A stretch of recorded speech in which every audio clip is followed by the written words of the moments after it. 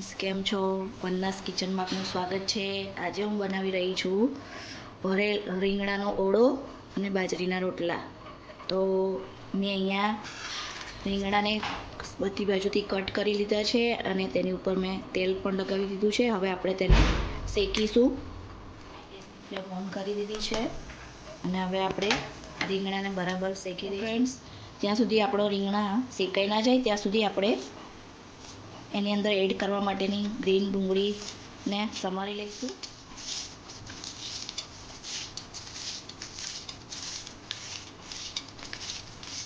હવે એમાં આપણે લીલા મરચાં એડ કરીશું. 2 થી 3 વાળી સ્ટાઈલ રીંગણાનો ઓળો આજે આપણે બનાવી રહ્યા છીએ.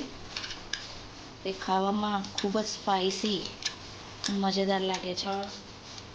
મરચાં કટ કરી લીધા. હવે આપણે ટમેટાં એડ કરીશું 2 નંગ.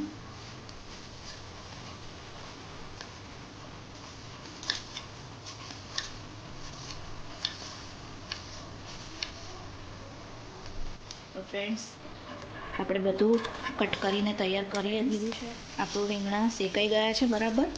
તો હવે જ્યાં સુધી તે ઠંડા થાય ત્યાં સુધી આપણે ગ્રેવી કરી લઈશું રેડી.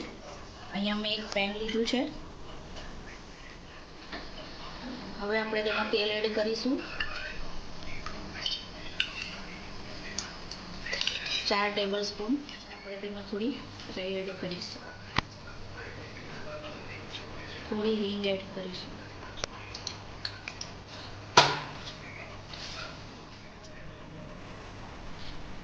તો અહીંયા હિંગ ને રાઈ આપણી સતળાઈ ગઈ છે. હવે આપણે તેમાં લીલી ડુંગળી એડ કરીશું.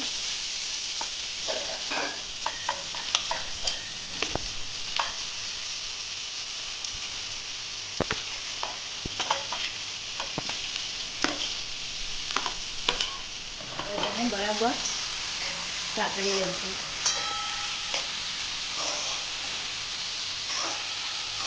ડુંગળી 5 મિનિટ સતળાઈ જાય પછી આપણે એમાં ટમેટાં એડ કરીશું. તો ફ્રેન્ડ્સ, આપણી ડુંગળી થોડી સતળાઈ ગઈ છે. હવે આપણે તેમાં સમારેલા ટમેટાં એડ કરીશું. માટે કૂક થવા દઈશું. ત્યારબાદ આપણે તેમાં બધા મસાલા એડ કરીશું. આપણા રીંગણા ઠંડા થઈ ગયા છે. હવે આપણે તેની છાલ ઉતારી અને તેને કટ કરી દઈશું. અહીંયા બધા રીંગણાની છાલ ઉતારી દીધી છે. હવે આપણે તેને કટ કરી દઈશું. આવી રીતે રીંગણા શેકીએ એ પહેલાં આપણે કટ કરીને ચેક કરી લેવાના કે અંદરથી ખરાબ તો ન થાય. અહીંયા બધા જ રીંગણાને કટ કરી દીધા છે. ફ્રેન્ડ્સ, આપણી ડુંગળી અને ટમેટાં બરાબર ગ્રેવી થઈ ગઈ છે. હવે આપણે તેમાં લસણની ચટણી એડ કરીશું, જે મેં રેડી કરીને રાખી હતી. લસણને ખાંડીને લાલ મરચું એડ કરીને. હવે આપણે એમાં બધા મસાલા એડ કરીશું. 1 ટેબલ સ્પૂન લાલ મરચું, 1 ટેબલ સ્પૂન ધાણા જીરા પાવડર, અડધી ચમચી હળદર.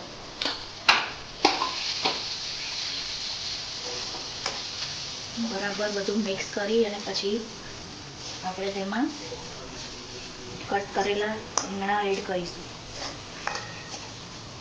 હવે આપણે તેમાં જે રીંગણા આપણે શેકીને રાખ્યા હતા તે એડ કરીશું.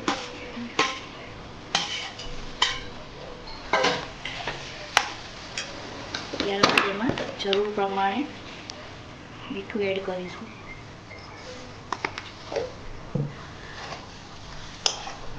હવે તેને આપણે બરાબર એ રીતે મેશ કરી લઈશું.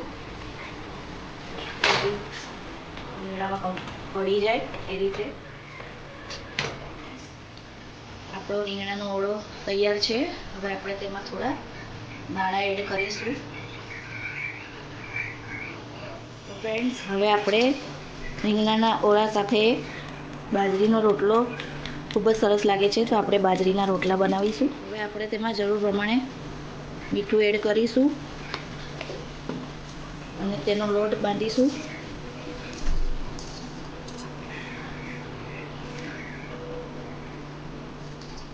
હવે આપણે બાજરીના રોટલા બનાવીશું.